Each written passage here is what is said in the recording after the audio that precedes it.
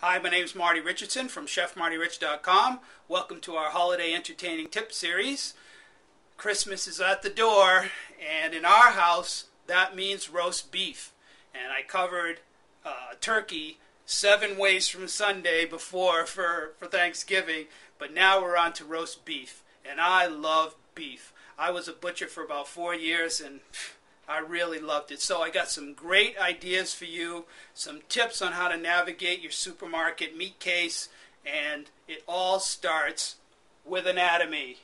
Okay? I drew this cow, I'm so proud. But I'll get to that in a second.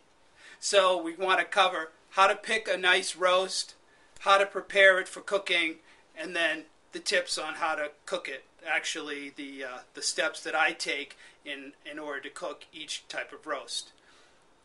There's one very important thing that I need you to understand. Hey, Bill! The working parts of the animal are going to give you the toughest pieces of meat. So if you understand where the meat comes from, you'll understand how to cook it. Okay, Toto. Okay, hope you like my cow. So, the working muscles, as I said, are the tougher cuts.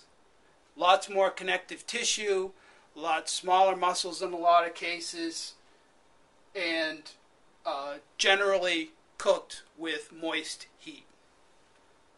The muscles that are not working, they're the most tender. That's where your roasts and your steaks are going to come from. So that's very important. So for the first part, picking your roasts, let's go over the 8 primal parts of the steer. In the shoulder and neck area, you have your chuck. Then along the back comes the rib section, the short loin, the sirloin, and the round. Along the bottom, you have the brisket, the plate, and the flank.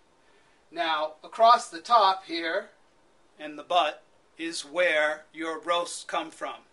Along the bottom, I'll describe quickly, but you don't roast any of this meat. This is the brisket, and if you've ever cooked corned beef, you know it takes quite a long time to boil that to get it nice and tender. There aren't too many retail parts that are sold from the plate. It's generally pastrami. And then the flank steak, you may have experience with the flank steak. And cooked properly, that's a great cut of meat, but not a roast. So, along the top here, you have the chuck. And as I said, this is a working muscle, so it needs moist heat. Moist heat meaning braising, generally. It takes a long time. If you've cooked the chuck roast before, a lot of stew meat comes from the chuck. These are cuts that take an hour, 2 hours sometime before the connective tissues are broken down enough so that it's nice and tender. So if you're looking for pot roast, if you pick a piece of meat with chuck in it, you're on the right track. And same with the round. Now, there are exceptions. The top round is actually the largest single muscle in the cow, and it's what delis and restaurants usually roast off for roast beef. So there's no gristle through it. It's one great big muscle. So after it's roasted, you can put it on a slicer and slice it really thin. So there are exceptions, but it tends not to be the most flavorful, tender meat. Especially with roast beef, it's generally shaved or cut very thin so that you don't really recognize that it's got a lot of chew to it.